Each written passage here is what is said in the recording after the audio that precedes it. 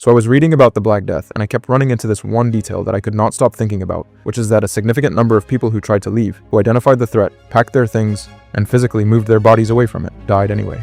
And that shouldn't be funny. It's not funny.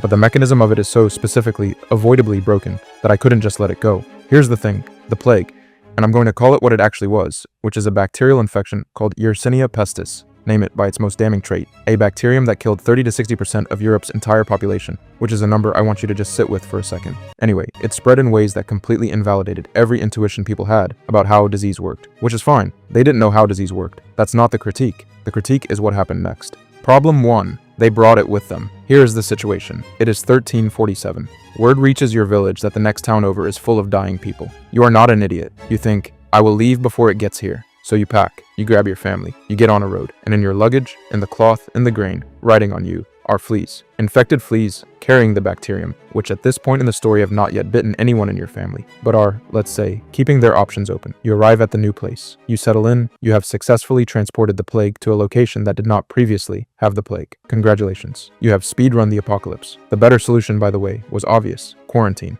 Wait, don't move. Some communities actually figured this out, which I'll get to in a second because it makes everything else look worse. But the intuitive thing, the thing that every human instinct says to do when there's danger, which is move away from the danger, was exactly wrong here. The danger was on you. The danger was traveling with you. You were the danger.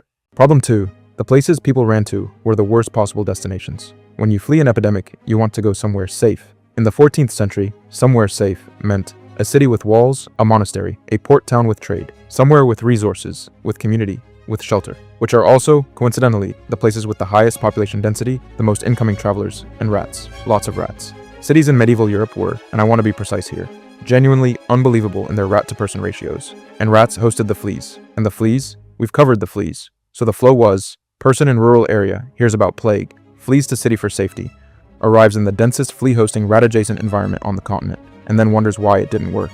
The monasteries specifically deserve their own parenthetical. Monks had a rule called hospitium, which meant you had to take in travelers. You were religiously obligated to open your doors to anyone fleeing anything, which meant monasteries were, structurally, mandatory plague reception centers. The mortality rate among clergy was 40 to 45% in some regions. They were being killed by their own foundational ethical commitment. I don't know what you do with that information, but there it is. Anyway, problem 3. The people who stayed sometimes actually lived. Here's the part that retroactively breaks everything I just described. Some communities instituted what we would now recognize as isolation protocols, not because they had germ theory, but because they made a blunt empirical observation that contact with sick people seemed to result in becoming a sick person. So they closed their borders. They stopped trade, they stopped travelers, they waited. The island of Milan, I know Milan isn't an island, but it functioned like one in 1348 because the city walled itself off so aggressively that we're using the word anyway, survived the first wave significantly better than its neighbors. The method was brutal. They walled infected households in with the infected people, which, okay, that's another episode. But the underlying logic worked. So you have this situation where fleeing increased your chance of dying, staying and doing nothing was about equal, and staying and actively not letting anyone in was the most survivable option. And the people who ran towards cities were doing the exact opposite of all three of those things simultaneously. Problem 4. Even the ones who escaped the first wave came back. Let me tell you something now that you technically already knew, but that matters here. The Black Death didn't end in 1348. It came back. Repeatedly. For the next 3 centuries. 1361, 1369, 1374. It kept returning. So the people who fled their villages in 1347 survived, waited, and went home in 1349 thinking the worst was over. They went back into the exact same conditions that had produced the epidemic in the first place, because those conditions hadn't changed. The rats were still there, the fleas were still there, the sanitation was still whatever it was, and the next wave found them in the same place. There was no safe in the long term. There was only the temporary gap between waves, and how long that gap lasted depended entirely on factors no one could see, measure, or control. The actual shape of the problem. I want to be fair here. I'm describing this as if the solution was obvious and the people of 1347 were just failing to apply it. That's not right, and I know it's not right, so let me close that critique before you close it for me. They had no framework for contagion. They had miasma theory, the idea that bad air caused disease, which is wrong but was coherent with the evidence they had access to.